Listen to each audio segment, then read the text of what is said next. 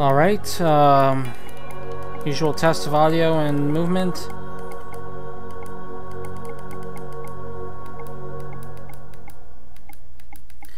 Looks good. Alright then. Hello everyone, this is Gundam Ace, aka John Hooper. I'm continuing my streaming of Secret Game Killer Queen. When we last left off, after Urashiyama died due to the extra game, the ones behind the game tried to provoke Karin into becoming a killer like she did last route in order to so she could win the prize money she needs for her sister. And thanks to Goda's help, she almost was pushed over the edge, but because of Soichi's willingness to sacrifice himself to her, she became unable to justify the thought of killing, and then she broke down, and now Soichi and Nagisa are determined to help her clear her condition. So, and then we're at the start of the second game. We're at the start of the second day, so we're going out from here. Here we go. The morning of the second day was peaceful. It was so quiet that Soichi, who was taking watch, nearly fell asleep. And until morning, he'd felt no signs of anyone approaching the room they were hiding in.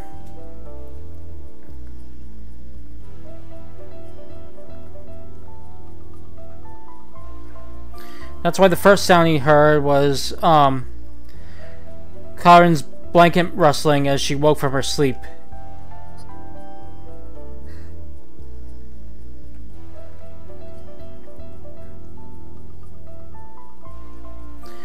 Karin looked around restlessly. It seems she, having just woken up, seems she didn't quite understand her current situation.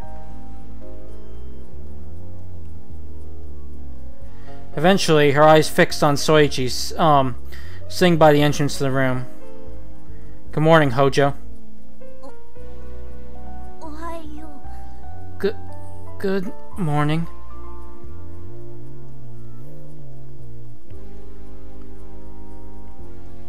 Soichi greeted Karin like nothing had happened, but Karin couldn't do the same. When she saw his face, she remembered her actions from yesterday. How she tried to kill him, but ultimately couldn't.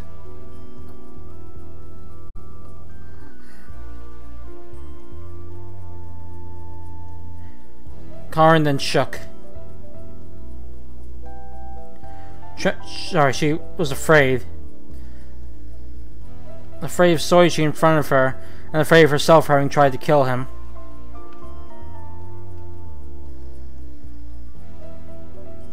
Having slept the full night, Karin was completely back to her normal self.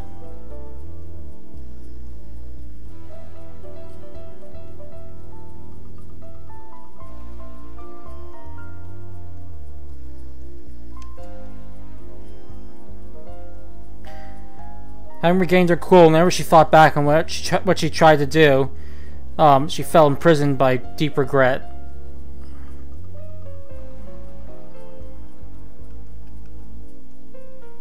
She wondered how Soichi would criticize her.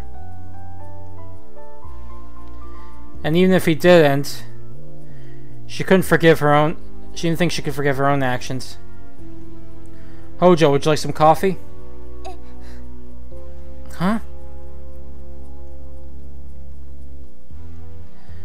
But it wasn't anger nor criticism that came out of Soichi spoke first.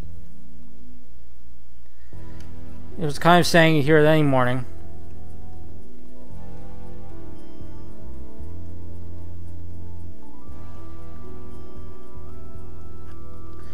Well, that said, it's instant coffee near its expiration date that we found lying around this room, so it's not much. Soichi smiled as he shook the coffee can.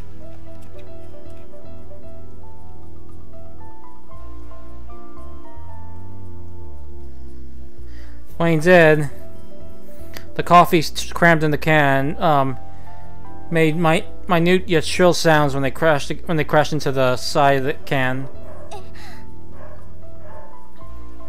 Huh? Karen was bewildered.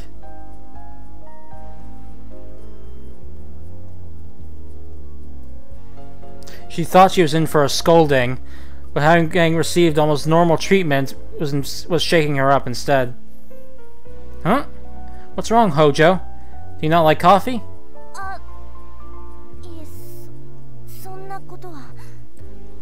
No, that's not it. Still bewildered, Karen frantically shook her head. Then there'll be coffee for two. I'll brew coffee for two.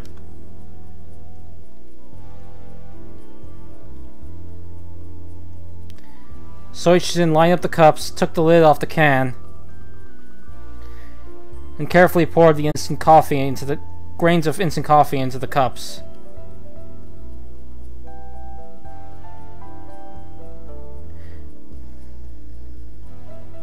It looked rather awkward. His actions looked rather awkward to Karen, whether because he wasn't used to it or if he was having trouble without a spoon.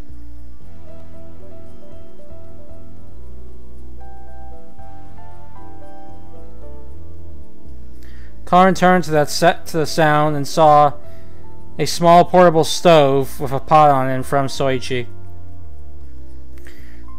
The pot was already boiling. It seemed like it was already steaming. It seemed to have been boiling water. What in the world? Karen was perplexed. When she looked at Soichi, it almost seemed like yesterday's events had never happened. No, in fact, he even seemed like he was in a bit of a good mood.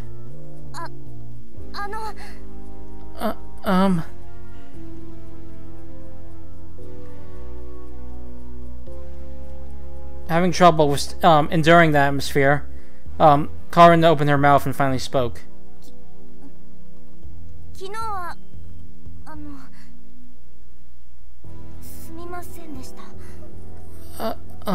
About yesterday? Sorry.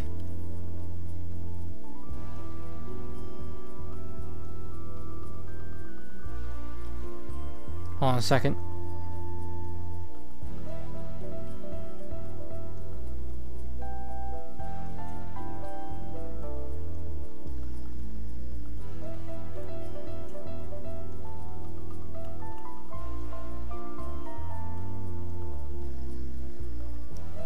Karen spoke those words as though she were prepared to die. You don't have to apologize about that.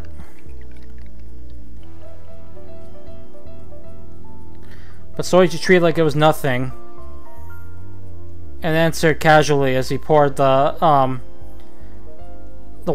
water from the pot into the cups. You and I are still alive, so there's no issues. But okay, it's hot, so be careful, okay? Soichi then pushed one of the coffee cups into Karen's hands. She glanced at the cup for a second, but she immediately looked back at Soichi and asked another question.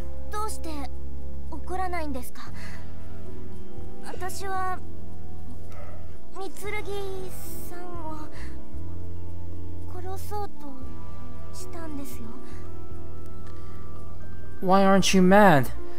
I tried to kill you, you know, Mitsurugi? But in the end, you didn't. Soichi blew on his coffee. It's still hot, huh?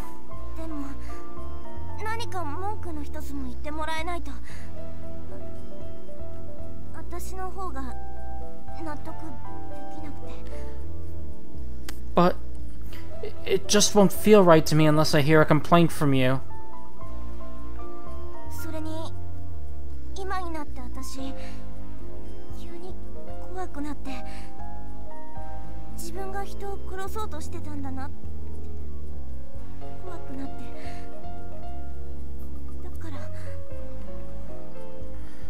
And now I've gotten really scared. Scared of how I tried to kill people. So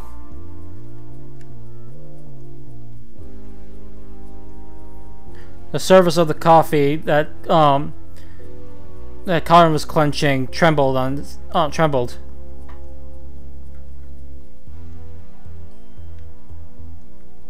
When he saw that, Soichi was reminded of how she gripped the knife yesterday with the same sort of trembling hands. Does she want to get scolded?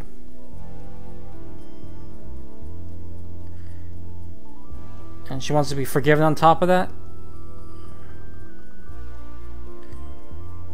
Because she can't forgive herself and because she's scared of herself. It was then that Soichi finally understood what she was trying to say. Karin couldn't accept it unless she received some sort of... Karin wouldn't accept being forgiven without any sort of punishment. She sure is an awkward one, huh? Sheesh.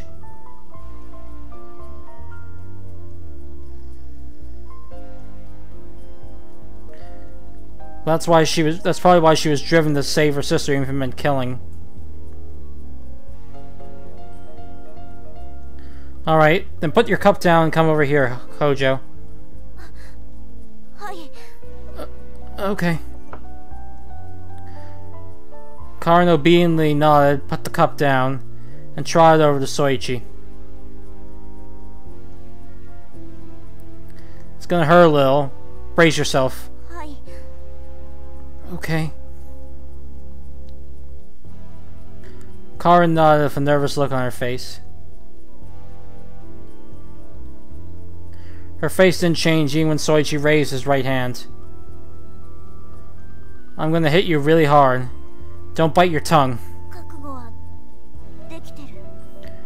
I'm ready. Karin nodded and grit her teeth. Here I go. Soichi then swung his right hand down on her cheek.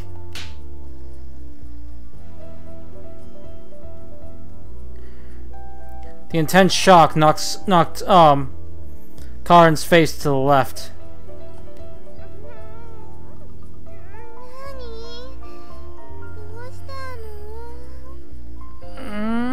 What? What's going on? The loud sound appeared to have woken Nagisa up. There, now all's forgiven. Okay.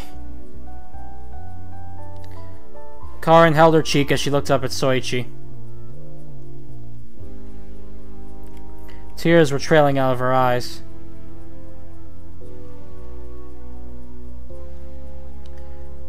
Were her tears of pain, regret, or relief?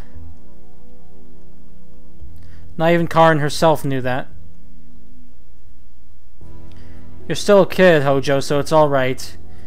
You don't need to worry about that kind of stuff. Unable to bear looking at Karin like that any longer, Soichi gently embraced her. Karin embraced him back, showing no resistance.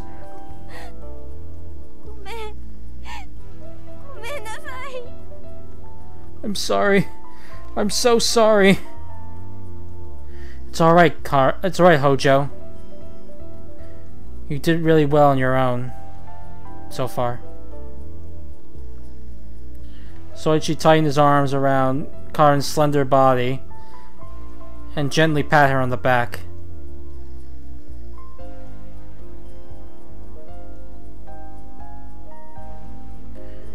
This tiny girl had protected her ill sister all on her own for a long time. She had to walk forward bearing a heavy burden on her tiny shoulders, receiving no help from adults. I see. So that's why she couldn't trust anyone. Because no one would help them.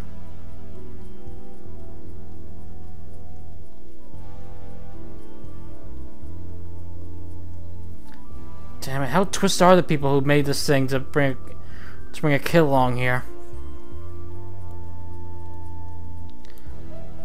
when he realized that Soichi's anger for the people who created this renewed.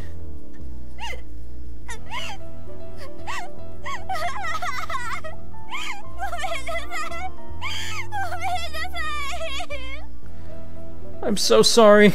I'm so sorry.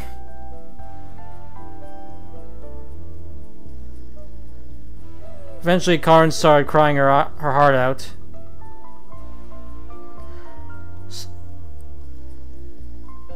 She kept her arms firmly around Soichi.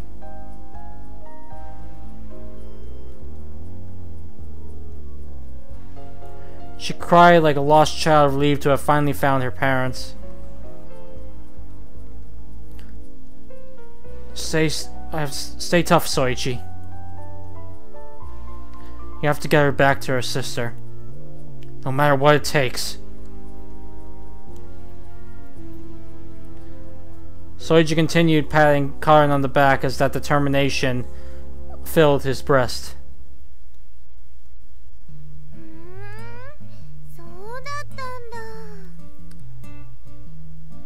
Oh, I see.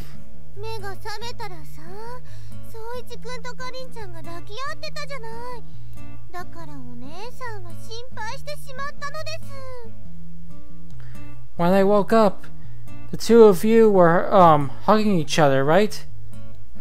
So you made me oh so worried.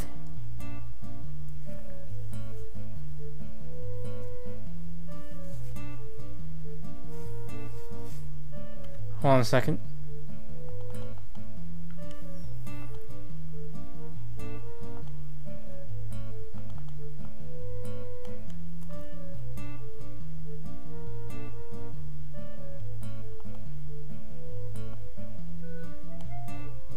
Okay, back, here we go. When Karin explained what had happened, Nagisa nodded with understanding over and over again.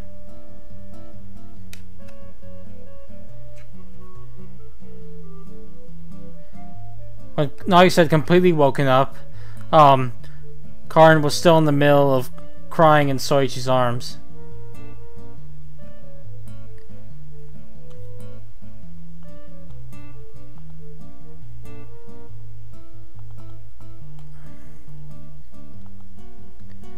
When Nagisa saw that, she raised hell and started questioning him.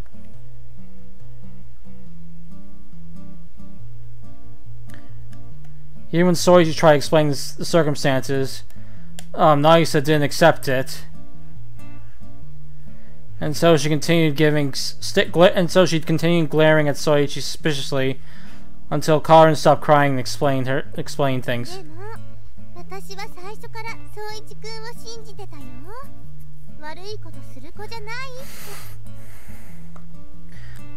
But I trusted Soichi from the beginning.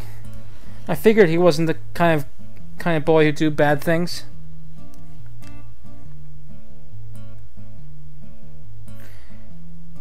Nagisa gave Soichi a pat on the back, a little pat on the back. Her smile returned.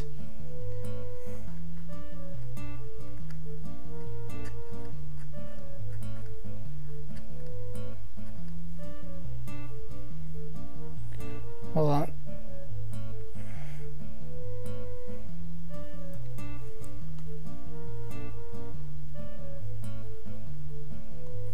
Okay, back. That's BS and you know it. Who was the one who was just calling me enemy of the woman, child abuser, and criminal all in the same breath? I said no such thing.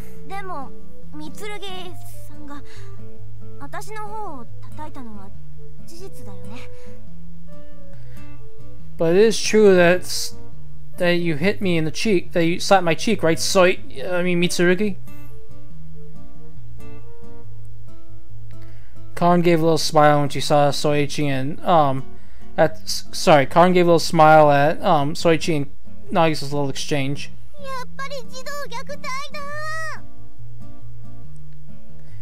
You really did commit child abuse. No, I didn't.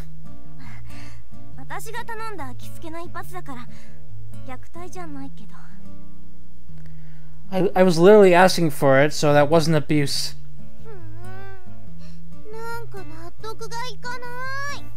That just doesn't sit right with me. Nagisa puffed her cheeks and looked back and forth between Soichi and Karen. Look, let's just get past that and think about what we're gonna do from now on, Nagisa.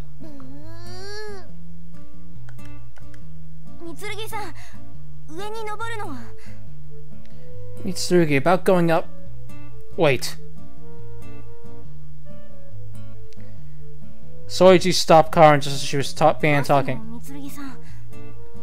What's wrong, Mitsurugi? Yeah, see, that's the thing. Could you cut out the whole Mitsurugi thing? It just feels kind of embarrassing having a energetic girl such as yourself calling me that. Then...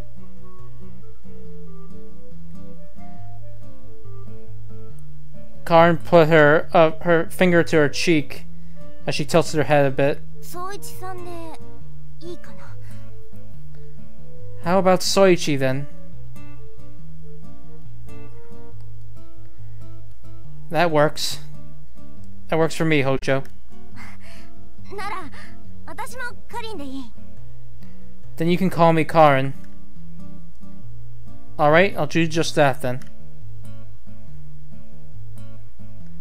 Soichi and Karen nodded at each other, but...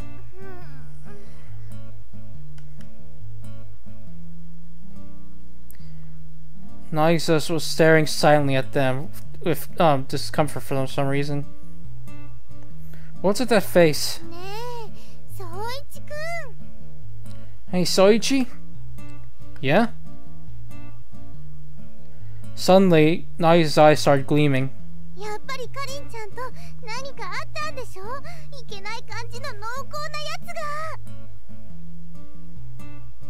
Something really did happen between you and Karen, didn't it? Seems like something naughty, too.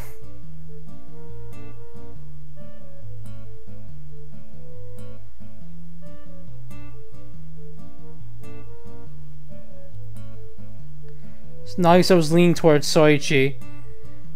Seems she was excited about... She seemed oddly excited about expecting that sort of turn of events. Hell no! Oh, really? In the end, it took Nagisa a little while longer to accept it.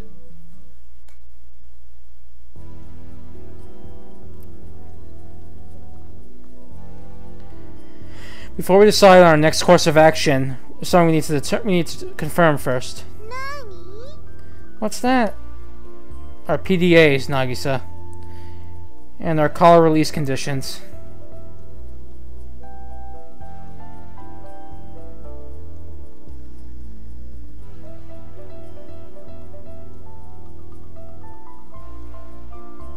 Hold on a second.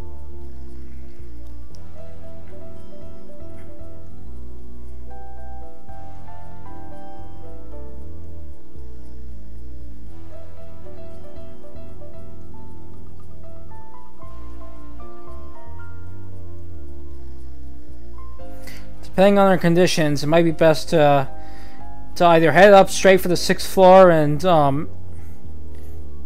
hold siege there, or to find our appeal for us before heading up. Oh, I see now.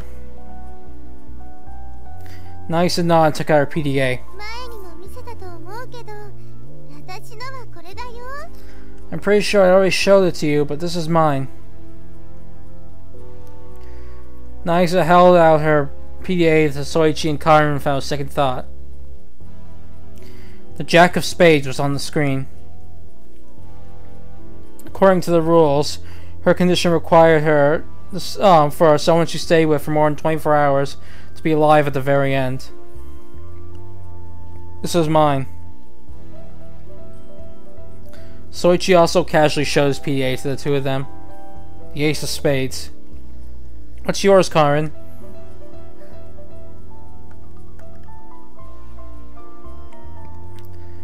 But Karen just stared at the screen of Soichi's PDA without answering.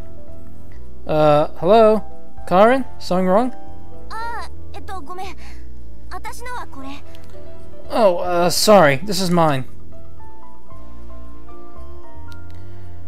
Reacting to Soichi's second attempt at calling her, Karin took out her own PDA.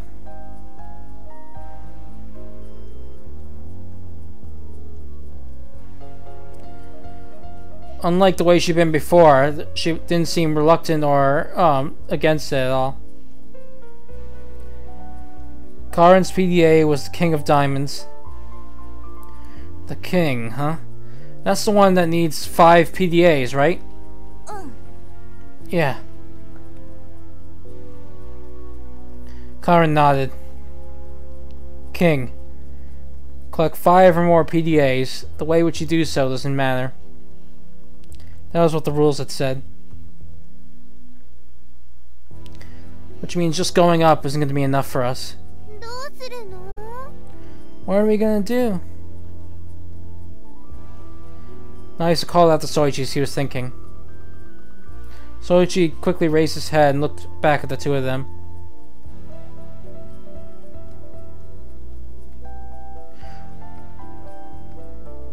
The first thing I want to decide is that if Nagisa and I win, that we'll use our prize money to help Karin's sister Karin. What? Karin's eyes widened. Apparently she hadn't been expecting that. Alright, I'm good with that too. Alright, the next...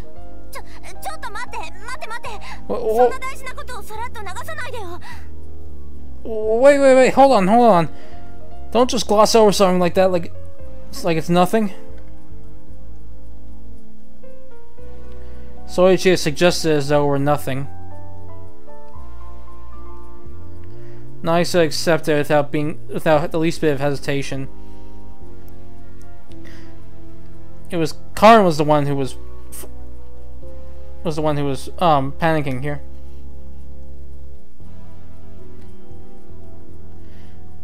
Well, I mean, there's not much we can do about it. We don't plan on killing anyone.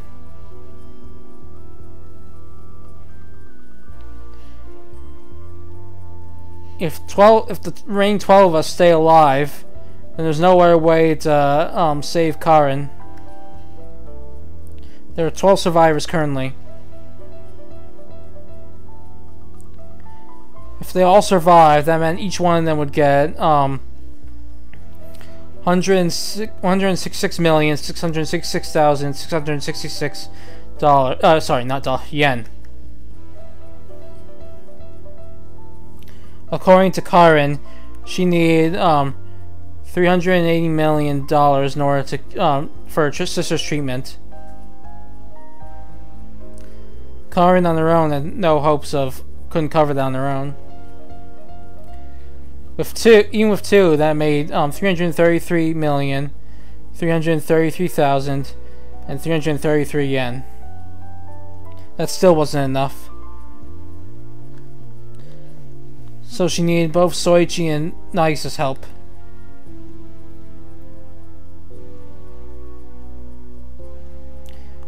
Well, it won't necessarily be true if we get more companions. But we need to consider the possibility that that won't happen.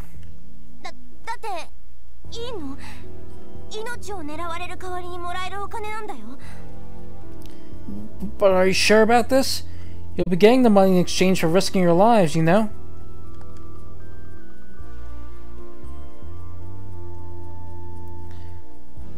Soichi flicked Karin on the forehead as she got riled up.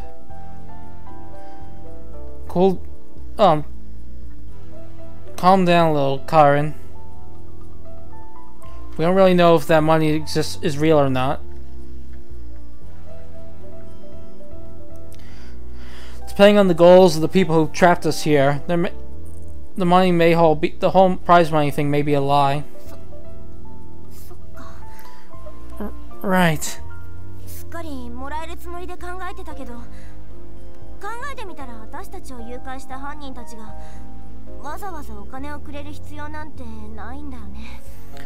I was totally obsessed with getting the money, but now that I think about it with a clearer head, The people who grabbed us have don't need to pay us money, right?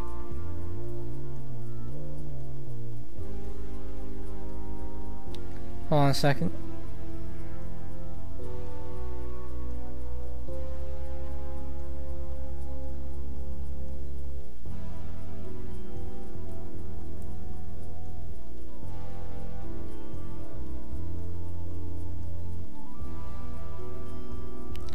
It might just be bait, Karin.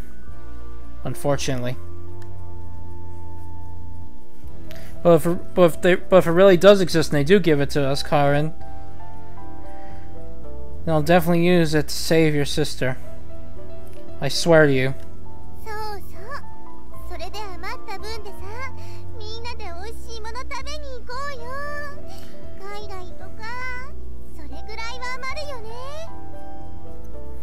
Yeah, he's right. And we can use the leftover money to all get something nice to eat. Or maybe go overseas. We should have that much left. Nagisa looked up with concern at Soichi. Her ribbons swayed with that movement.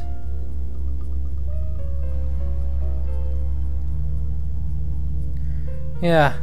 We should still have changeover even if it goes several countries. Then let's go. Nagisa cheerfully raised her arms.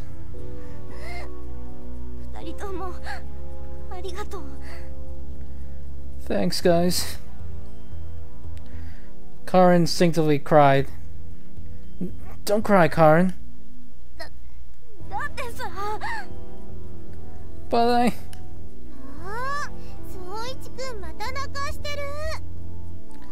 Hey, you made her cry again, Soichi.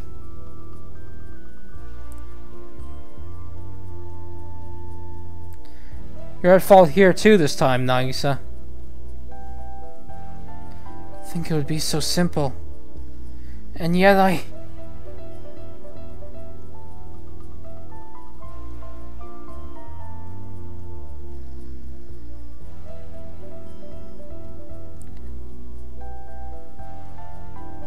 no matter how she felt about it, compare it to killing off the other participants so there were 5 or less left.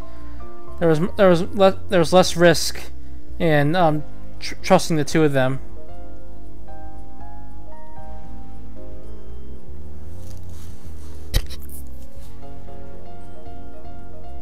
But she'd been so impatient and so suspicious that she hadn't even considered that. And Soichi won't betray me. I'm sure the same goes for Nagisa. If they'd wanted to kill her, they could have done it in her sleep. Her PDA was also intact too.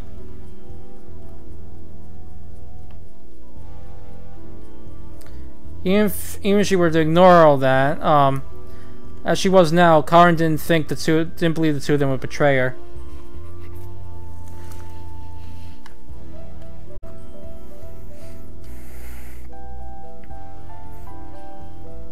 I was in a really bad state of mind, wasn't I? That, or I was just such an idiot. No, maybe it's both.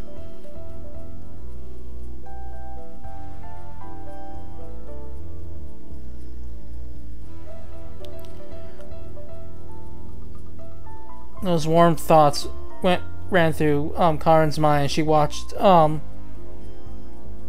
Soichi acting a bit embarrassed and Nagisa smiling.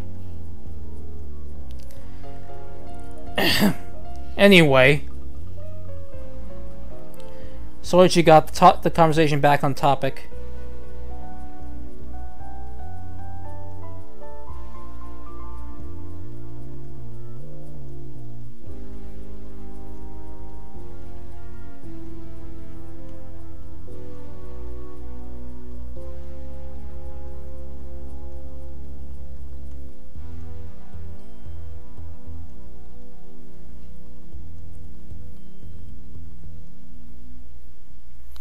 Alright, I think we should act on with priority on removing Karen's collar. 私のちょっと待ってよ。宗一と渚さんのは Mine? Hold on, what about you guys? Karen looked at Soichi Nagisa's collars with concern.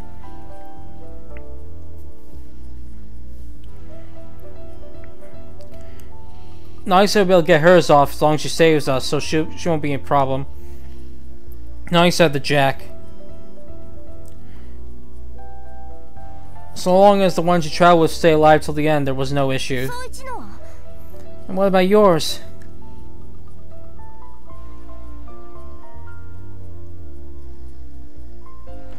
As for mine, well, there's no way to get it off, so let's not think about that.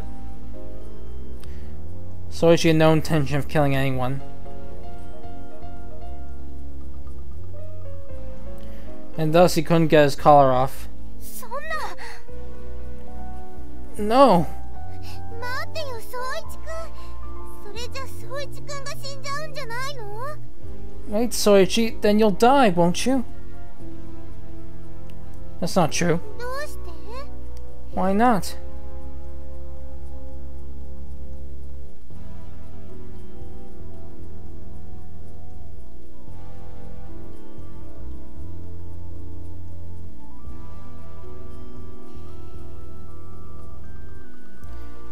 If the collars had some direct way of killing me, then I'm sure it would have been totally hopeless. But it's not the collar, but the building's defense systems that do the attacking, right? 確かにそうだったけど I mean, yeah, but Karen nodded as she remembered Rushiyama. He'd been killed not by his collar, but by devices that come out of the walls.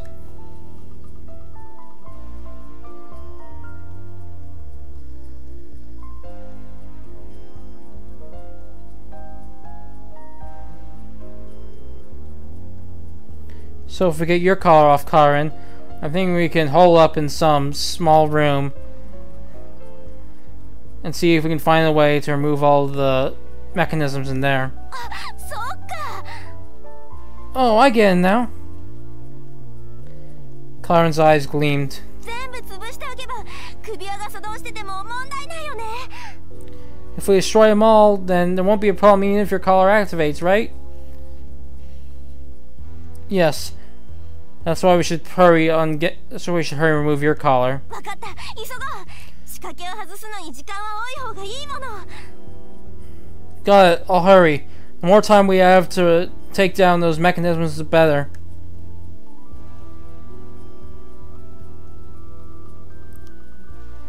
Karen's face brightened up when she learned there was a way for Soichi to survive.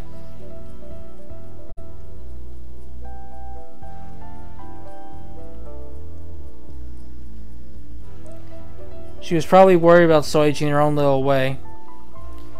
Yes, this is fine. You just go on and believe that, Karen. But in reality, Soichi didn't actually think it was possible.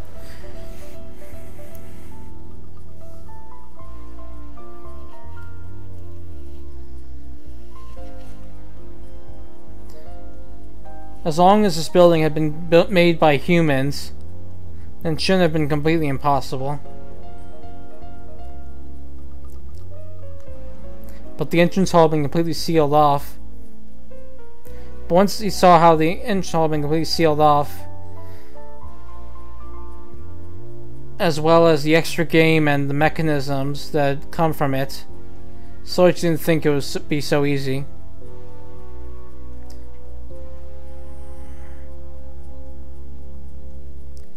But what should I do? If I do die, then the prize money between them will be 363 million 363 million 630,000 yen. That won't be enough. I have to get more comrades, or Just then, Soichi noticed Nagisa staring firmly at him. Nagisa? Nagisa was looking at him with a serious face. Her gaze was stern. Was sharp and stern. Oh boy. She's much sharper than she lets on, isn't she?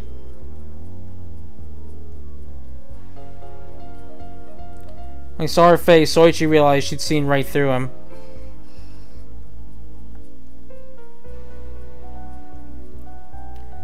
Nagisa tilted her head a little as she continued staring at Soichi. It seemed like she was asking what he intended to do.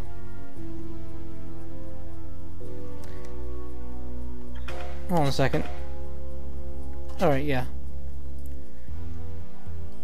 Please pretend you don't notice anything, Nagisa.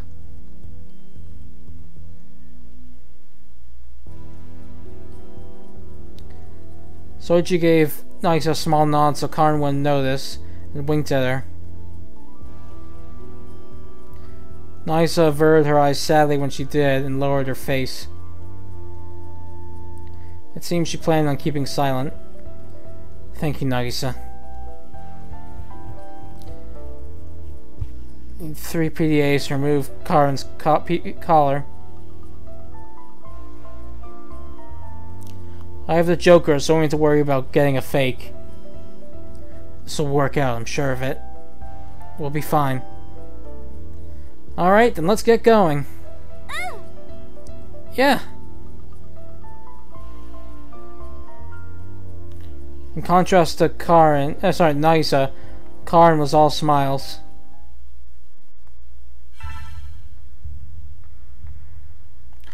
Okay, it's a save here, and going over the bets. Current bets as per usual. Okay, everyone's is pretty much the same. Again, we still have the option to use the bet system whenever you want to. Well, not whenever you want to, until the second confirmed death. Anyway, here we go. Mayumi Goda was troubled.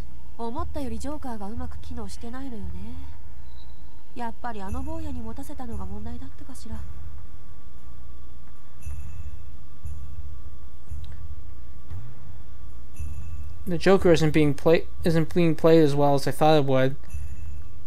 It really was a problem letting that boy have it, I guess.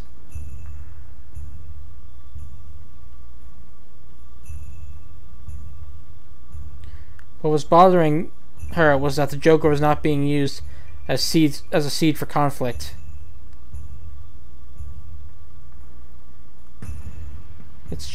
Its main purpose was to seed doubt. To sow seeds of doubt and invite deceit from both sides. But as long as Soichi had it, that wouldn't come to pass.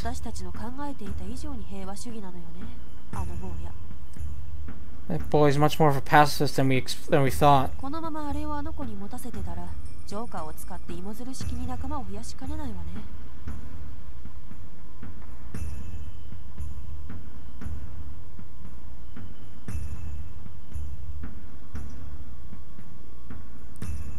Hold on a second.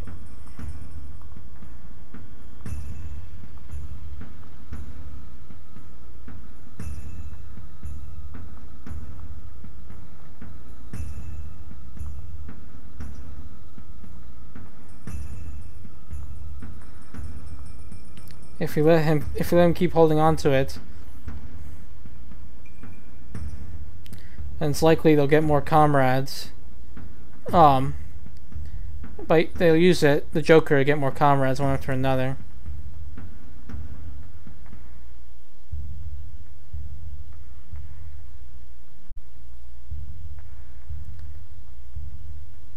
Judging from the way things had gone so far, Soichi would likely keep using the Joker just as it was.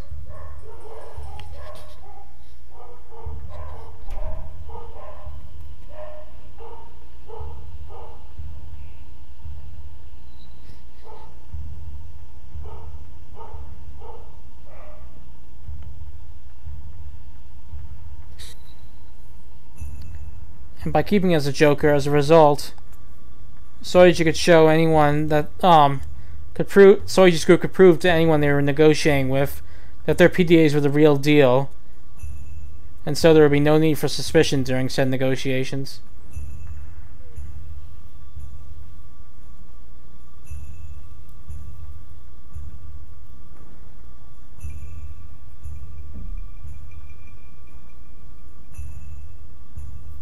This was a surefire way to get more comrades on their side. カリンちゃんとのやりとりは盛り上がったけど、そもそもスロースタートだったわけだし、このまま仲間を増やされると後半グダグダよね。The whole thing with Karin made things a little exciting. But not only things were already getting off to a slow start this time, but if they just get more allies, it's going to be a pretty boring second half.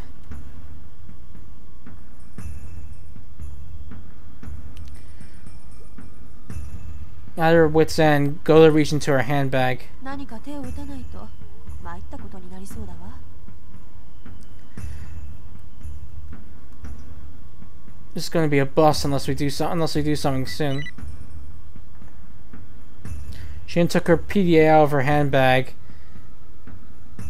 then activated and pressed it against her cheek. 聞こえる？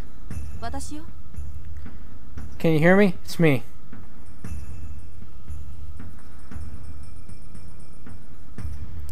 Then she started communicating with someone. ねえ、宗一。 Hey, Soichi.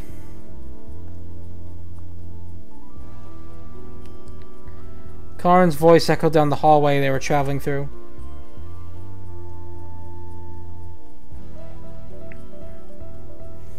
The long hallways were as drab as always.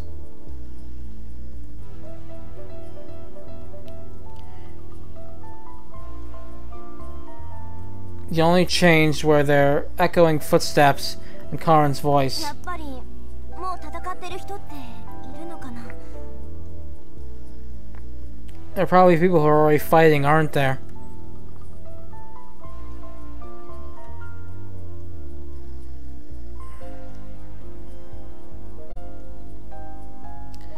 Karin said that she handed Soichi the large knife in its sheath.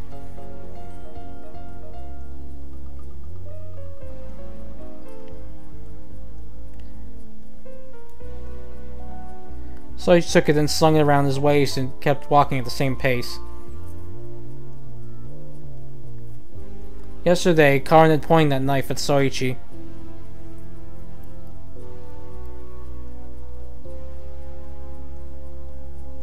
For Karin, it had been very painful to hand that over to Soichi, but Soichi didn't seem particularly bothered by it.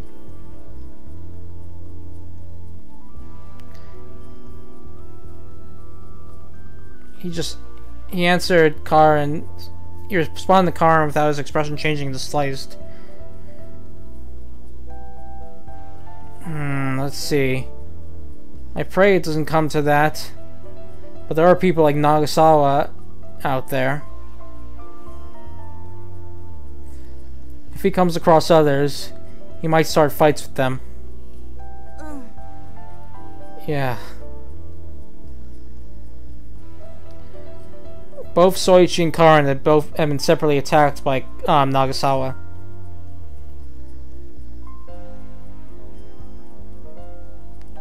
From those experiences, they knew that at least Nagasawa was after others.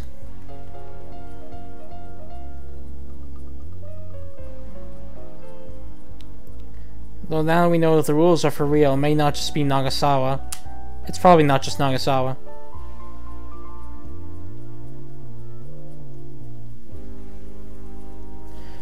The 3 PDA called for the owner to directly kill 3 players. Then there was the 9, which called for the death of all players except for themselves.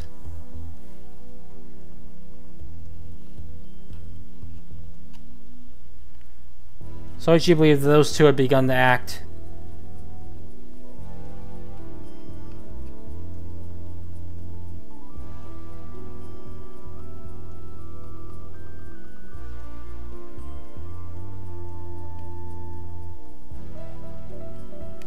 Soichi was also cautious of the 4, which needed to gather other collars, and the 10, who needed to activate 5 collars.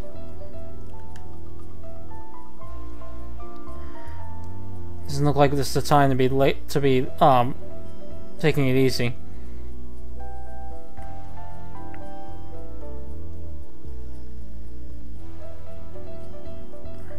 There's also her sister to worry about. So I'm going to avoid anything that will result in us dropping our guard and getting this girl hurt. Something wrong, Soichi?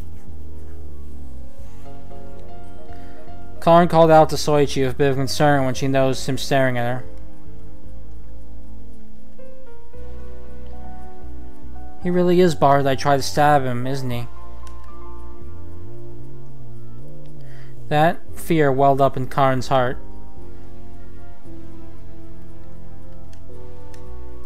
Huh? Oh no, it's just that I was thinking you're oddly cute today, so I was wondering maybe your sister's just as cute too, you know? What?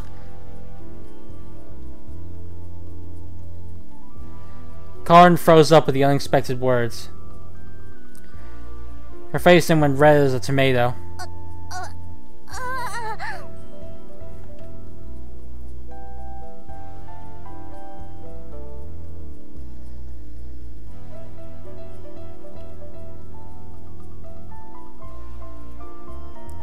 Being so young and never relying on anyone else, Karin had never been called cute by anyone.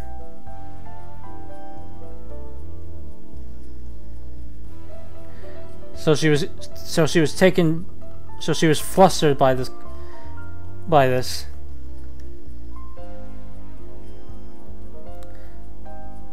Soichi then put his hand on Karin's head.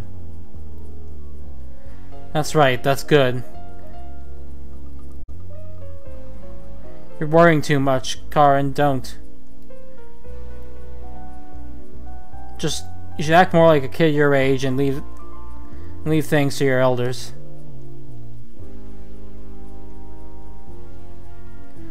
Though that said, hold on a second.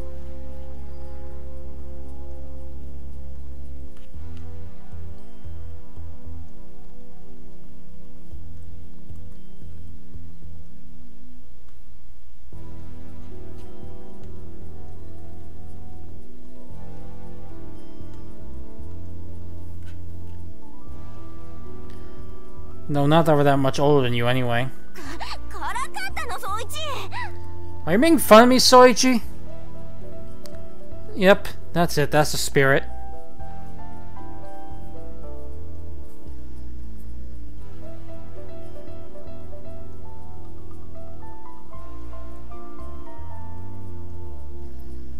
Karin sure isn't much like a kid at her core, is she? It was probably because she'd been through a lot.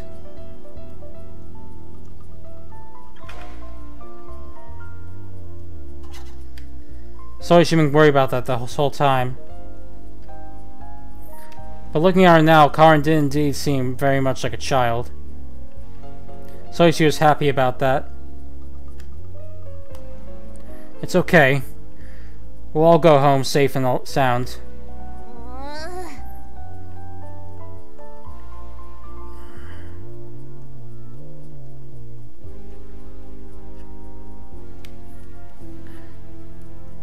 Karin was completely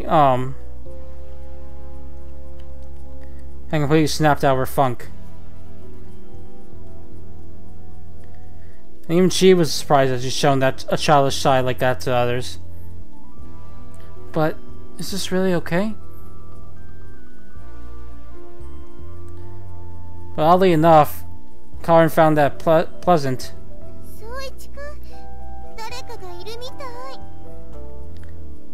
Soichi, it looks like there's someone there. Just then, Nagisa pointed ahead. Huh?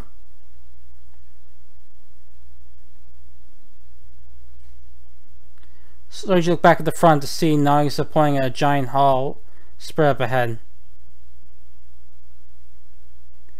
They were finally at the hall that led up to the 3rd floor. 本当だ。誰かいる。 You're right, someone's there.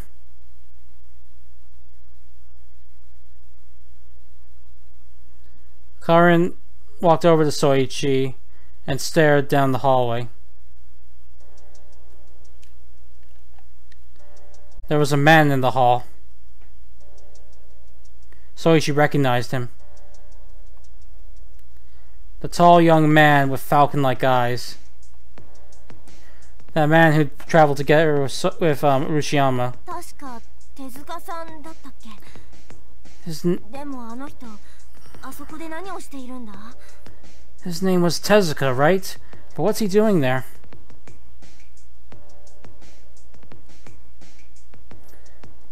Not noticing Soichi and the others, Tezuka stood still, looking up at the stairwell that connected to the third floor. He held his PDA in one hand and kept looking back at forfeit from time to time. He's also got a knife. Soichi could see a knife hanging from his waist from where he stood. He began to arm himself too, just like their group. どうするの、宗一君。 What do we do, Soichi? Nagisa looked at Soichi. It seems she planned on leaving the decision to Soichi.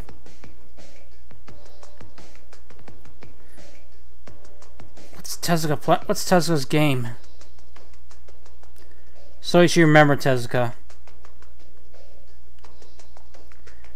When he first saw him, he'd been having a rather dangerous discussion with Urashiyama.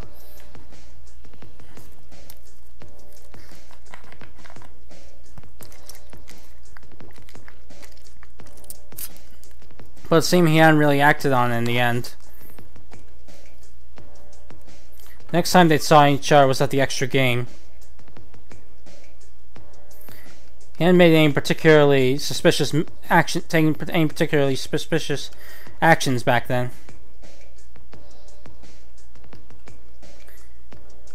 He wasn't nervous about how quickly Tezuka had gone back up on his feet.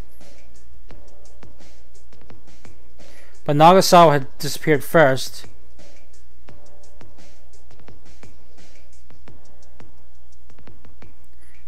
But Nagasawa also left first. And when Soichi thought about the other people who'd never shown up there, Soichi really couldn't find fault in him for that. 宗一、話をしてみようよ。 Soichi, let's try talking to him. Karin glanced out of the hallway. She made that proposal. いずれはそうしなきゃいけないんだしさ。ちょっとでも知った顔の方が良くない？ We're gonna have to do so anyway. So isn't it better to try with a familiar face first? Yeah, good point. Soichi faced Karin and nodded. They couldn't get Karin's collar off as it was now.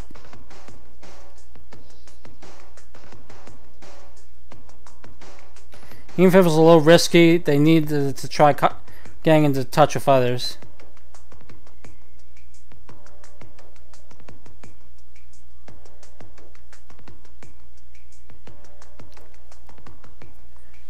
I still have my misgivings about him, but that's all the more reason why we should try talking to him now, when he still has his composure. Let's try talking to him, Nagisa. わかった。 Okay, got it.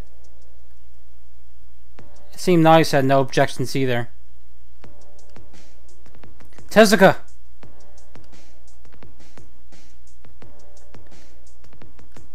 Soichi left Nagisa and Karin at the entrance to the hall and slowly approached Tezuka.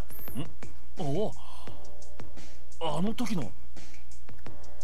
Oh hey, I remember you. Tezuka looked at Soichi once he heard his voice. His face lightened up a little when he looked at Soichi's face.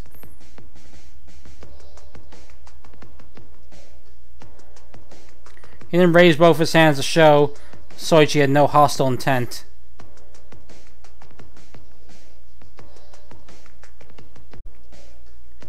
When he saw that, Soichi wasn't sure how Tezuka would react, felt relieved. You on your own? No. I've got 2 others with me over there. Looked like there was some sort of problem, so I went on ahead by myself. Determining there was no danger, Soichi walked forward a little. Good thinking.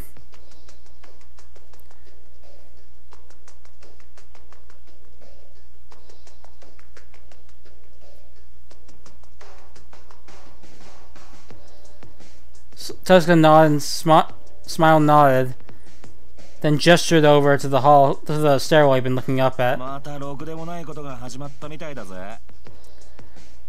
Looks like those bastards are up to no good again. What do you mean?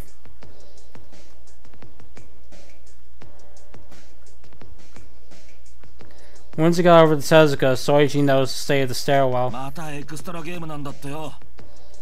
It's another extra game.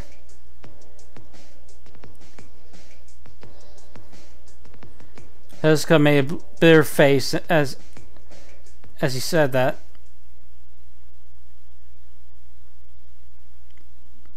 A shutter had been lowered in front of the stairwell.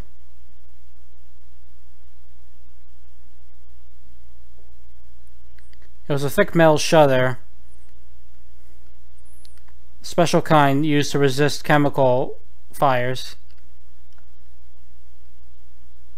It completely blocked the stairwell, so there was no way to get up there.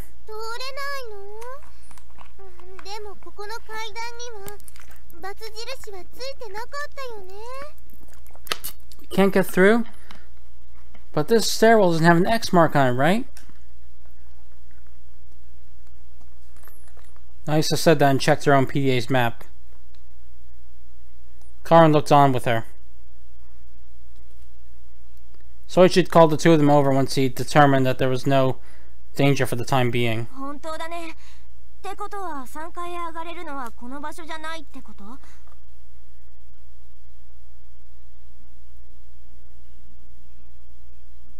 You're right, which means this isn't the way up to the 3rd floor then?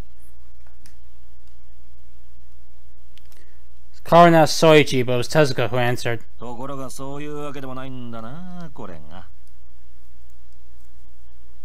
No, it doesn't seem that way either.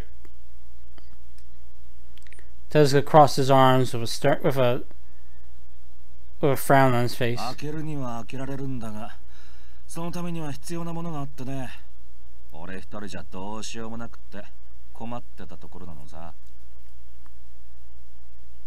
There's a way to open it. There's something you need for that to happen. I can't do it on my own, so I was stuck not knowing what to do.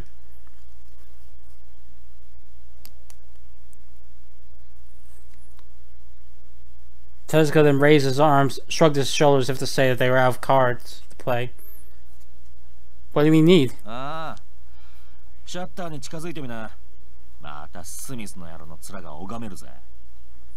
Try walking over that shutter. You're gonna see that bastard Smith's mug again. Smith?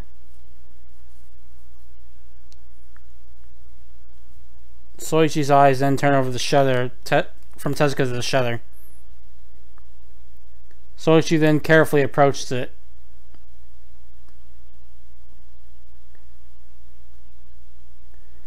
Nagisa and Karin looked at each other for a second, then followed Soichi.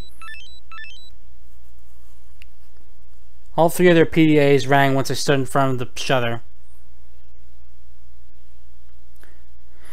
They quickly took out their PDAs and looked at their screens.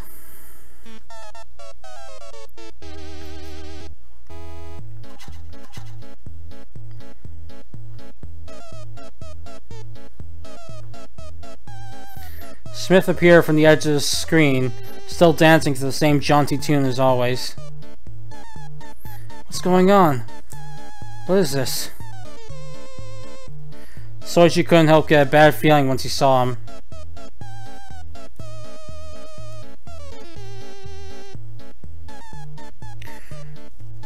The more lighthearted the music got, the more comical Smith's movements got. it only made him feel uneasy.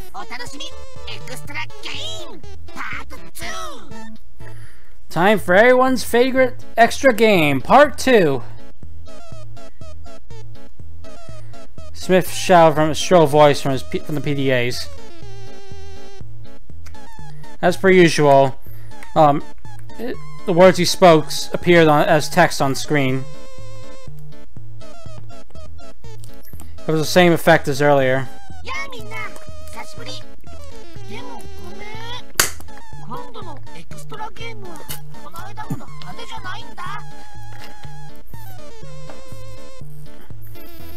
Hey there, boys and girls. Long time no see. But sorry. This extra game is nowhere near as flashy as last one's.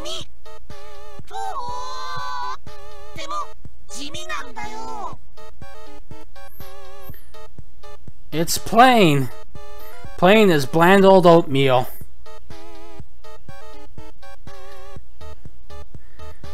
Smith said that as he spun in a dance in the center of the screen.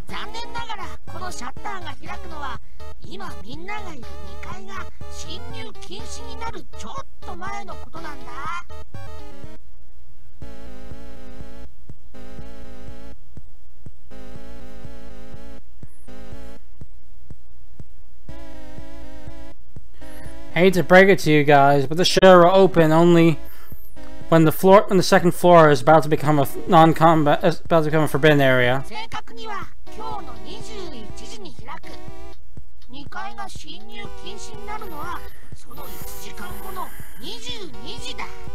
To be more exact, it'll open at 9 PM tonight. The second floor becomes a forbidden area at 1 hour later at 10 PM. It's 9 AM right now, so that means a whole 12 hours from now? Soichi looked at his watch as he quickly did the math in his head.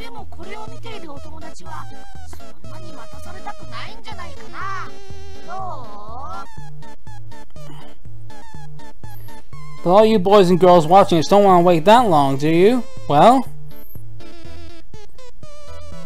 Quit joking around. If we wait here, if we're stuck here for 12 hours, that'll cut off half our main time, right? Soichi didn't want that either, of course.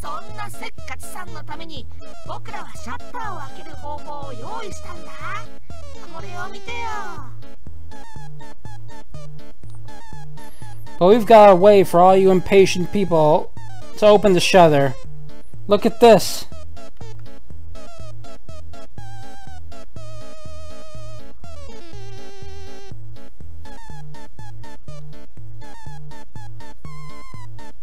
The PDA rang a little as a close-up of part of the shutter appeared on the screen. It was a dent. It showed a dent just as big as a PDA.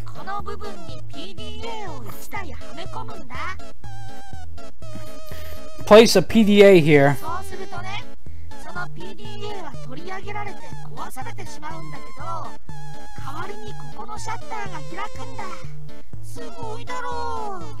By doing that PDA will be taken and destroyed, but in exchange, the shutter will be open. Isn't that amazing?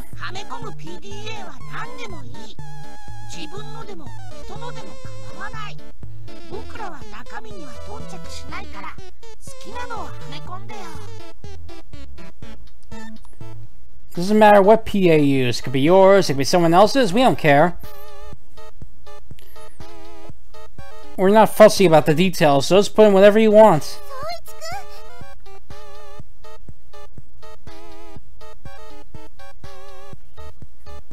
Now he's to call to Soichi in a flustered voice.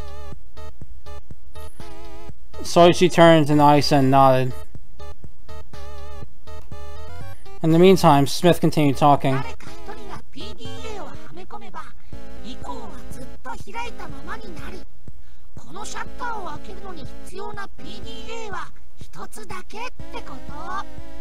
As long as someone puts their PDA in, the shutter will stay open.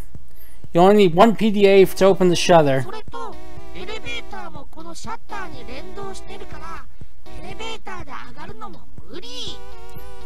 Also, the elevator is connected to the shutter, so you can't get up by using the elevator either. Smith shoved aside the picture of the shutter and appeared again.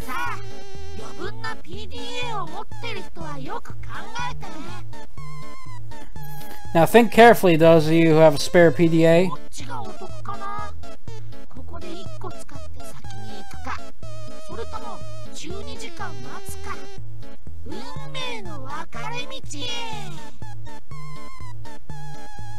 Which is more to your advantage? Using one of them to move on, or waiting 12 hours? It's the crossroads of fate.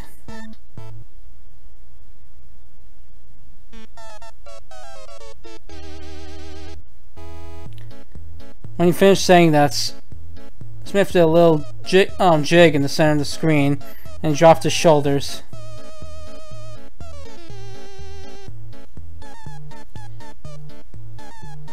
Very well, mate. Oops.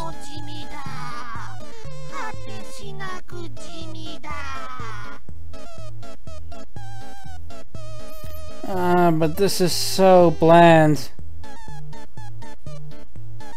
So bland.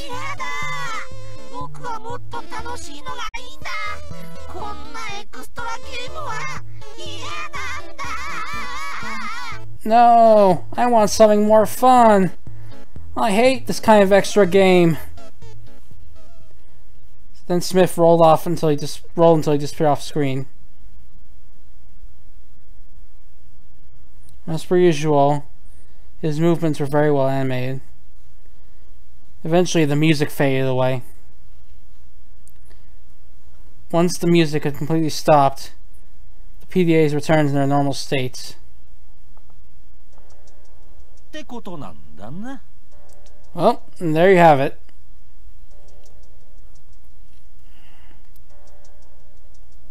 Tezuka, who'd been standing quietly behind Soichi's group, gave an over-exaggerated sigh.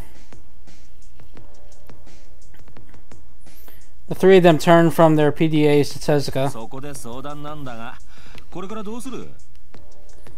So that's why I wanted to ask you, what do you think we should do now?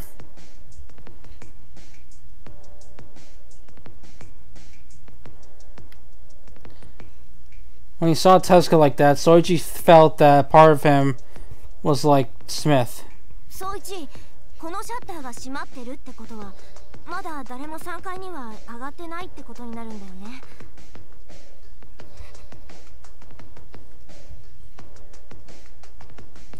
Soichi, if the shutter's closed, that means no one's gone to the 3rd floor yet, right? It was Karin who spoke first.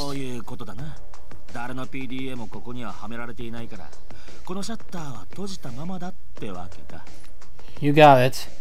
No one's PDA is here, so that means the shutter's still open, still closed. Tezuka answered instead of Soichi. It seemed Karin was still being cautious of Tezuka, so she hid behind Soichi a little.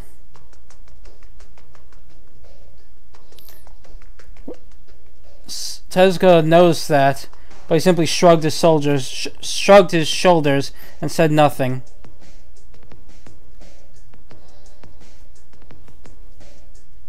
There's nothing we can really do. We don't have any spare PDAs.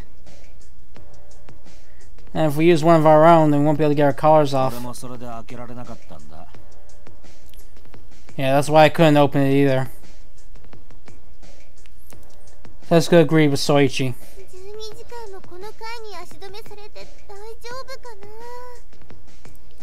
We'll be okay staying around here for 12 hours? Nagisa muttered as she looked up at the shutter. That's also going to be a problem. Tezuka also glared at the shutter. The shutter stays closed. The shutter's still closed. No PDA's been put in. No one. Wait a minute. then doesn't that mean if we stay here, that means everyone will come over here eventually?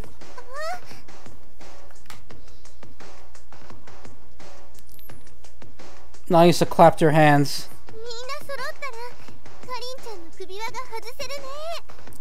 If everyone comes here, then Karin will be able to get her collar off. Yeah. Soichi and Nagisa looked at each other and smiled. But Tezuka merely looked confused, not understanding what they were talking about.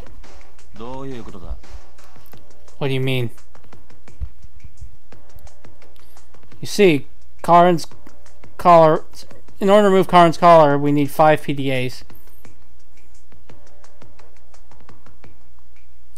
Tezuka nodded when Soichi explained that to him.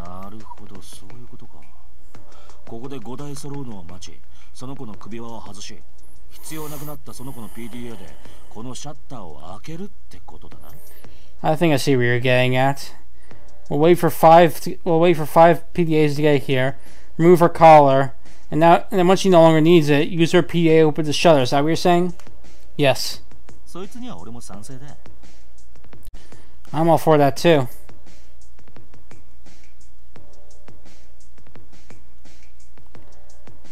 Tezuka nodded and took a PDA out of his pocket. He showed it to them without any hesitation.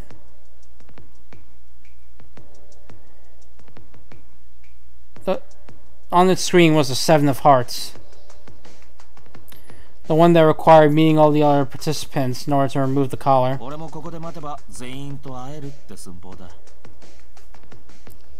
If I wait here, then I can meet everyone else too. I see. So that's why he headed straight for the hall.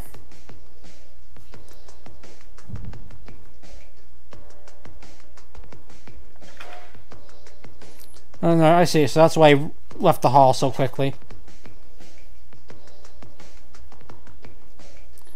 When he saw the PDA Tezuka was holding out, Soichi realized why Tezuka had left the hall in such a hurry after Urashiyama had died.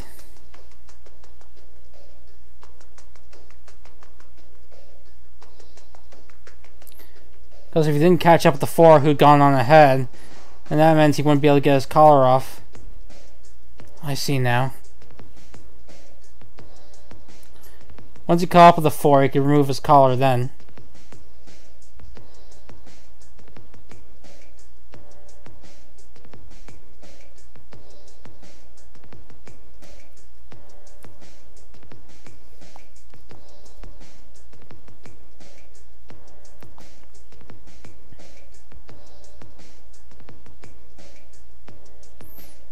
But if they'd gone on ahead to the upper floors, no matter how long he waited, he'd never be able to catch up with them.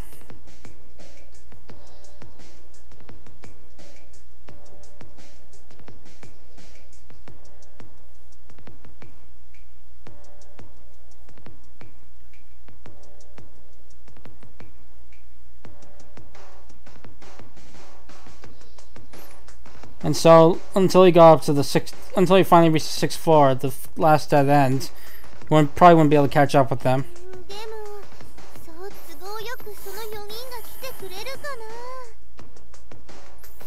But do you think those 4 will just conveniently come over here? Oh, I'm sure of it. They got no other way.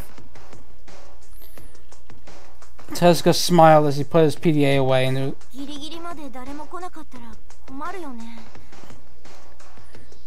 be in trouble if no one comes here until the last minute, won't we?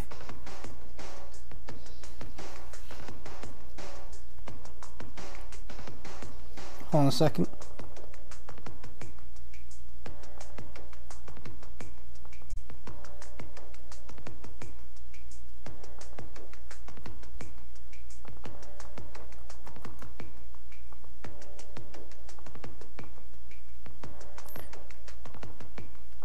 Crowded together. No. Wait. More importantly, Nagasawa was a bigger problem, I guess.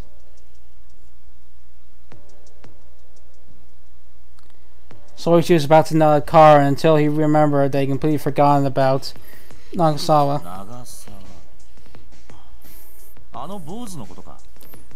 Nagasawa. You mean that kid? Yeah.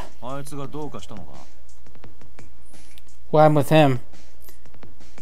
And yeah, it is interesting seeing Tezuka more cooperative. We've never really seen him try to curry favor with others. He usually tries to go off and do his own thing, so it's interesting seeing him more manipulative, so to speak.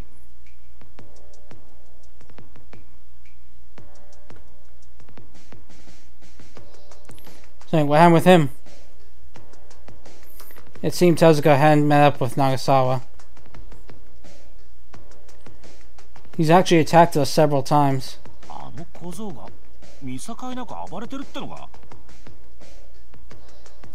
He just flew off the handle? Tezuka was surprised for a moment, but eventually just shrugged with exasperation.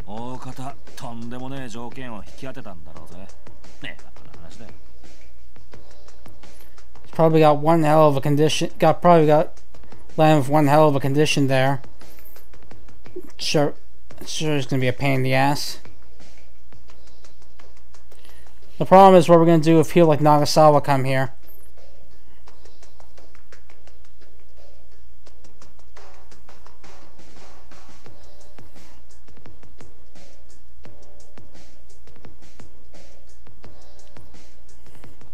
Sure, waiting here would be a good plan. Not everyone coming here is going to be friendly.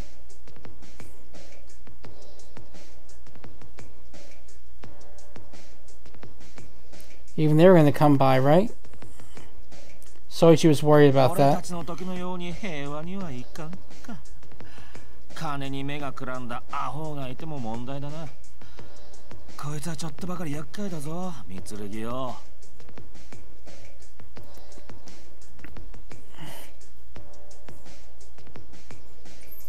Not everyone's going to be all love and peace like us.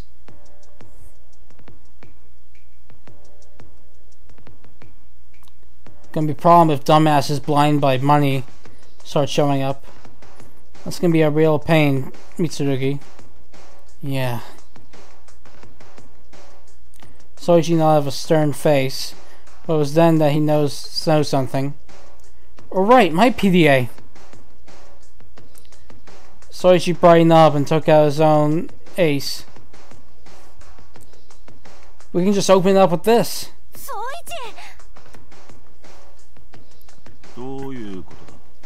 What do you mean? Take a look at this, Tezuka. My release condition is so cruel, so I can never use it to remove my collar. So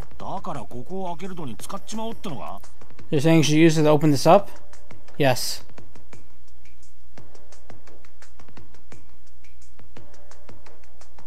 But Karin grabbed Soichi's hand with the PDA in it.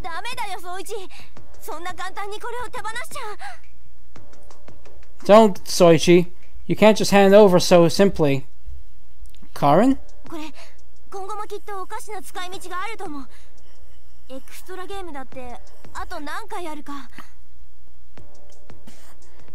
I'm sure this will have some other sort of strange usages in the future. You don't know how many more extra games there'll be, for one.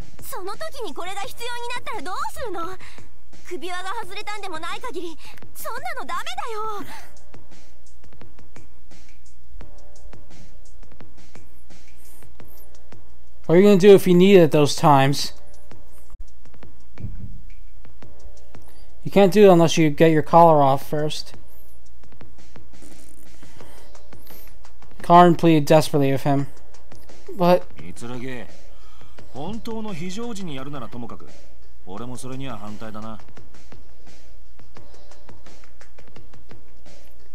Mitsurugi, if this were a real emergency, I might be inclined to agree, but I'm against it. Tezuka? Karin was about to argue with Soichi again when Tezuka voiced his opposition.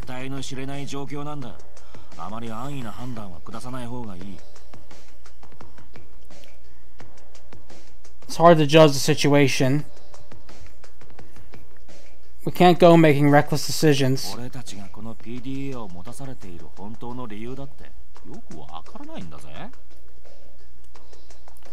None of us really know why we've been given these PDAs for real, right? Why you've been given these PDAs for real? 考えてもみろよ、蜜柳。奴らは俺たちを監視してる。それなのに、首輪を外す条件を PDA に判断させてやがる。Think about it, Mitsurugi. They trapped us in here, and yet they decided to give us PDAs that could remove our collars. その理由は何だ？奴らが自分でやった方が安上がりで確実なんだぜ。Why would they do that? It'd be much cheaper for them to remove on their own, wouldn't you say? The reason we have PDAs? Soichi hadn't considered that.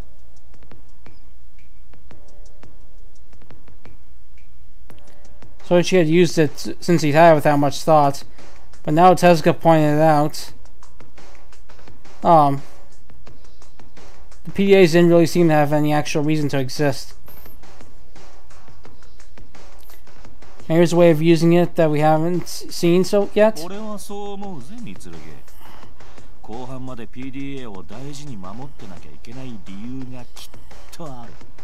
That's what I'm thinking, Mitsurugi. There must be a reason that we'll need to protect in the second half that we'll need to protect our PDAs for. Tezuka said that with a serious look on his face, but he smiled a little afterwards. 理由もあるがな、蜜柳。実際のところはお嬢さん方にあまり心配をかけない方がいいってことさ。Well, that's part of it anyway, Mitsurugi. In actuality, I just don't think it'd be good for you to worry those ladies. Give those ladies too much to worry about.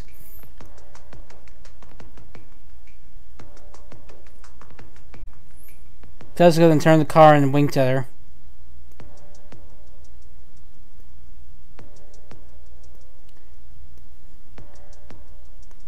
Karin had been viewing Tezuka cautiously up until now. Once she saw that gesture from him, her face lightened a little. お前一人ならそれもいいんだろうが、ここで PDA を失ったお前の顔をこの先2日も見るのはあまりいい気はしないとぜ。もっと大人になりな。If you're on your own, you that might have been fine.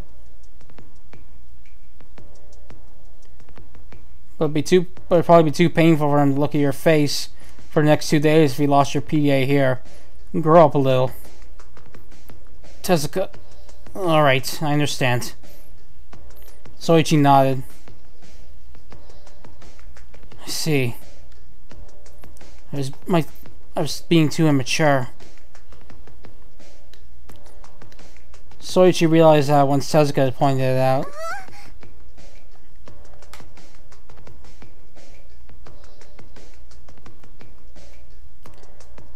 Nice, who'd been keeping her silence up till now, with a frown, suddenly clapped.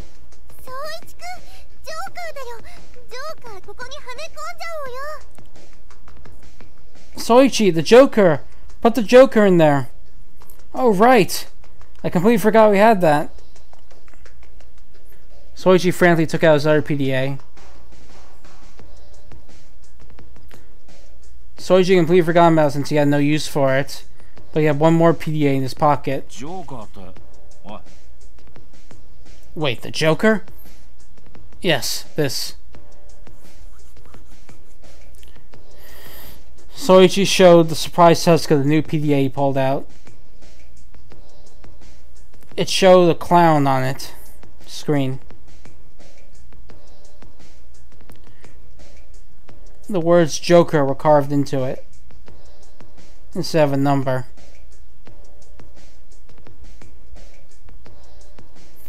There won't be any problem if I give this up. I see. I see. So this is a Joker, huh? So he's gonna narrow his eyes and stare at the Joker.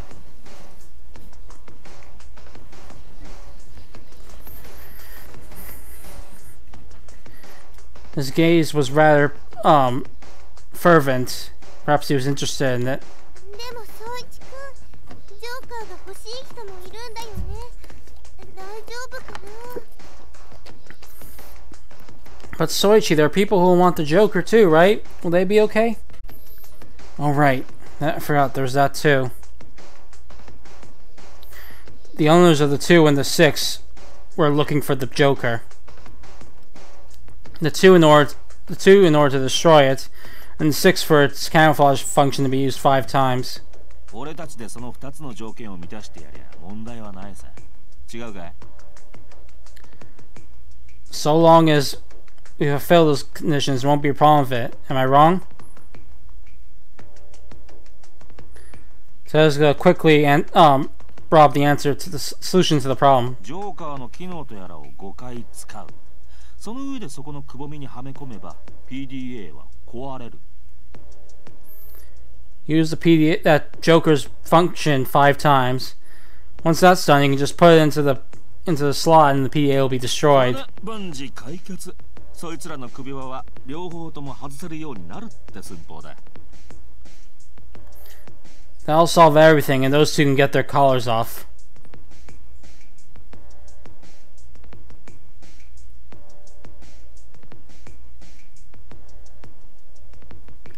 Once you use the Joker's function once, it takes you have to wait an hour until you can use it again, so it'll take some time though. かまんことねえよ。もともと俺はここで待って全員と会いてんだ。そこのお嬢ちゃんもそうなんだろ。一石二鳥じゃねえか。That don't matter. We were gonna wait here for everyone I was gonna wait here for everyone in the first place anyhow. Wasn't it the same for that girl there too? We'll be killing 2 birds with 1 stone, won't we?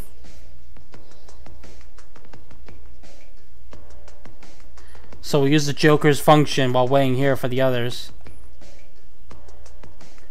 After using it 5 times, we can open the shutter.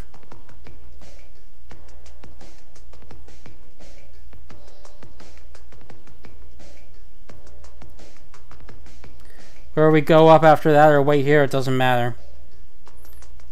I see, that could work. Soichi was impressed by the by Tezuka's quick thinking. ただまあ危険な連中もいるようだからこんな真ん前で待つのはやめた方がいいだろ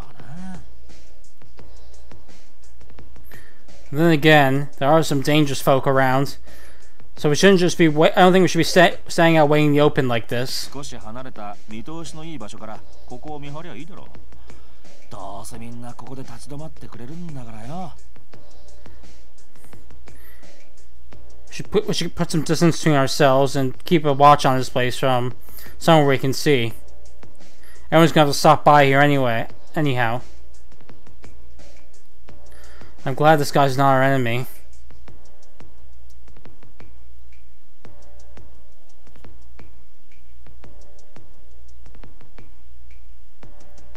Soichi Hart generally thought this as he watched Tezuka explain without any pause. Okay, save and covering the bets.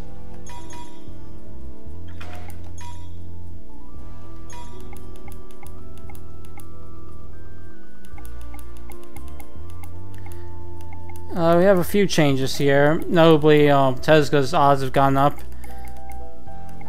And Karin's have lowered. In fact, she's the same as Sakumi right now. Other than that, everyone seems mostly the same. Hold on a second.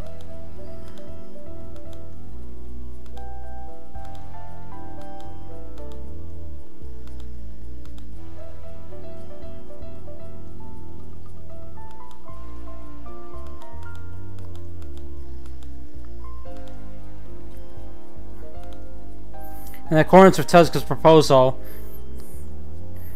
the group moved over to one of the hallways connected to the stairwell hall. This way, they could keep an eye on the hall while also having an escape route if they needed it.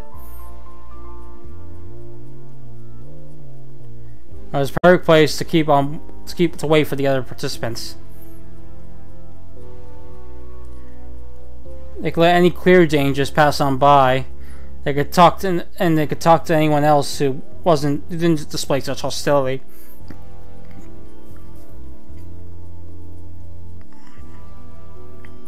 It was far safer than waiting out in front of the stairwell. それにしても助かっちゃったね、総一くん。 But still, you really saved us there, Soichi. Nagisa stopped preparing food and watched, and looked at Tezuka, and, sorry. Nagisa stopped preparing the food and stared at Tezuka's back with a smile. Tezuka was a little bit up ahead, keeping watch. 手塚くん、初めは怖い人かなって思ったけど、話してみたらあんまり怖くなかったもんね。 I thought Tezuka was a scary guy at first. Once we talked to him, it was not scary after all, huh?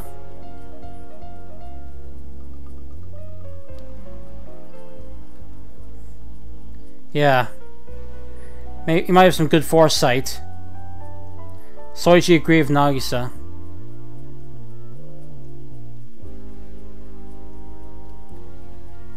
His impression of Tezuka greatly changed after he'd actually gotten the chance to talk with him.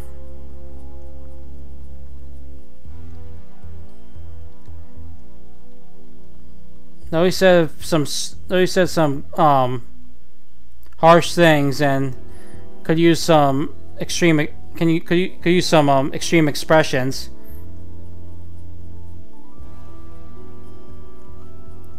Hold on a second.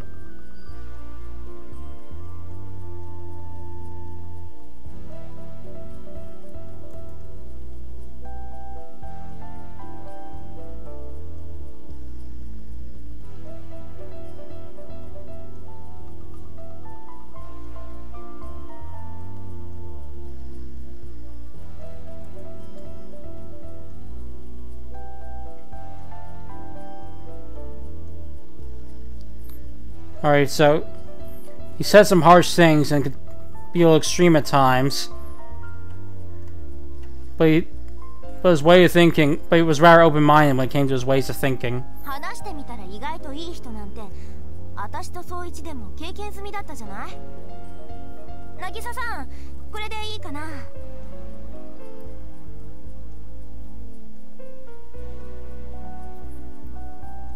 Even Soichi and I have experience with finding out people are better than we think once we talk to them.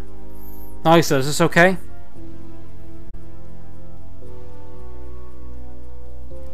Karen smiled as she showed a large plate to Nagisa.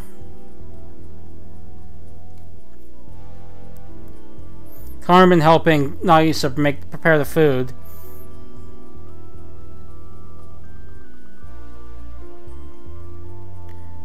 And the plate she'd prepared was to be given to Tezuka on watch.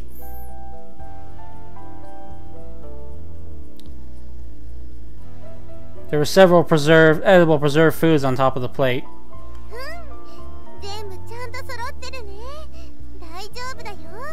Yep, everything's there. It's all good. Okay.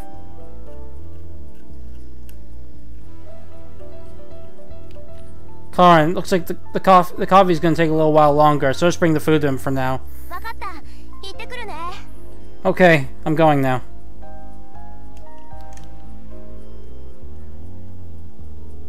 Karen nodded and turned over and headed to Tezuka. So you can brew coffee, Soichi? Just instant stuff, though. Just instant stuff.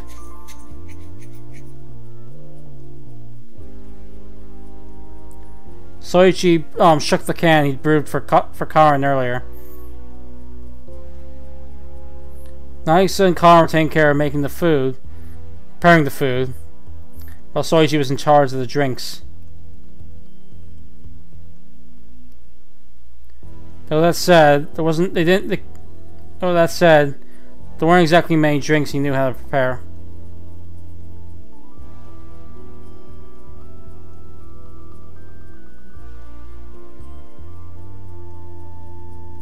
All he could really do was the preserved foods they found in the storehouse as well as the prepare was the instant coffee and tea bags they'd found along the preserved foods in the storeroom.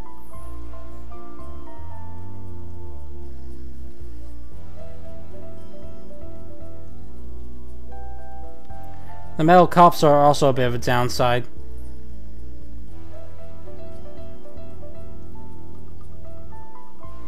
Soichi smiled wryly as he poured some hot water from the pot on the portable stove into the cups. Metal cups. Coffee got cold rather easily in metal cups. It's perfect for Karin, wouldn't you say?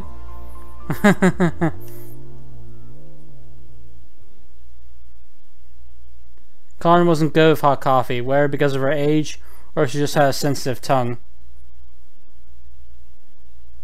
You seem good with hot coffee, though.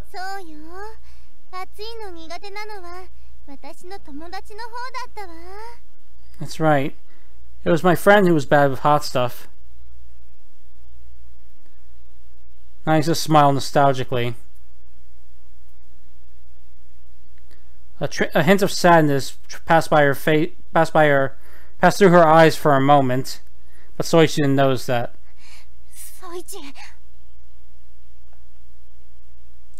Just then, Karin came back. For some reason, she had a serious look on her face, and she clinged to Soichi, her voice speaking to him in a low voice. Listen to this, Soichi. I think we're in trouble.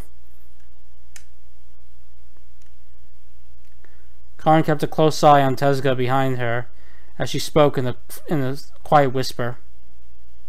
What's wrong, Karin? You seem so panicked. Are you okay, Karin? No.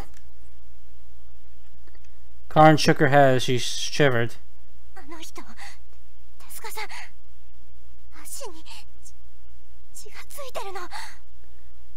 That guy, Tezuka, he had blood on his leg. Huh?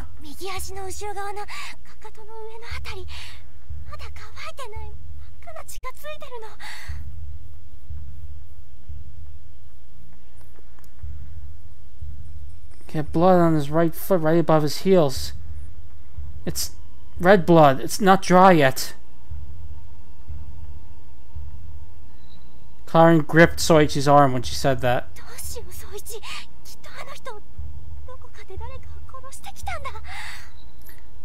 What do we do, Soichi? He must have killed someone. No way. Soichi unconsciously turned around to Tezuka. Unfortunately, he hadn't noticed them. Hold on a second.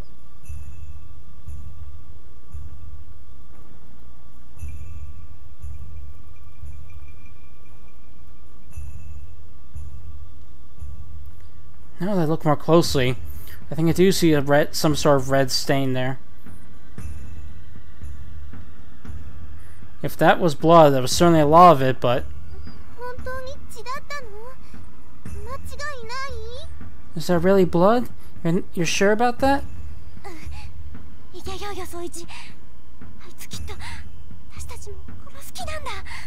Yeah, let's get out of here, Soichi. He's planning to kill us, I'm sure of it. There's not some other reason why he has it? Like, maybe he got attacked by someone like Nagasawa and got their blood in him from there?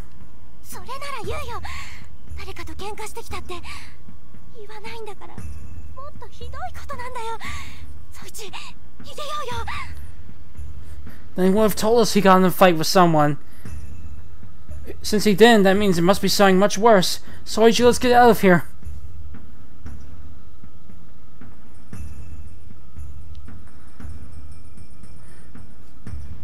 Karin shook Soichi's hand with a pale face.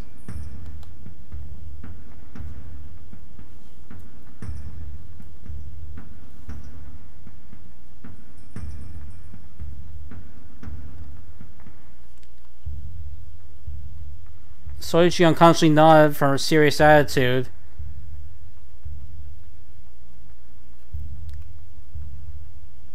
But since they still didn't have enough evidence, he couldn't just simply agree with her. Urashiyama died from poison.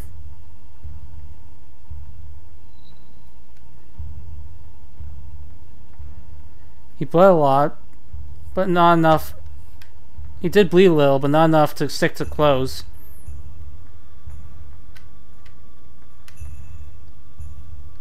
Tezuka said that they didn't know that Nagisa was attacking people. So he couldn't have been attacked by him. Then... Okay, so, a point of interest I want to point out here before going on. In the PC version, this is the point where you get a choice that splits between the two routes, Route 3A and Route 3B. So I'm making an extra save here, just for archive's sake, so that when people watching through this might want to go back for earlier context and just go see it through 3B, they can just start from here. So I'm actually going to quickly turn off the stream here and then turn it back on so that the archives have a clear stopping point between the two routes, which I will mark in the episode title. So I'm just going to turn it off for a second and then I'm going to turn it back on.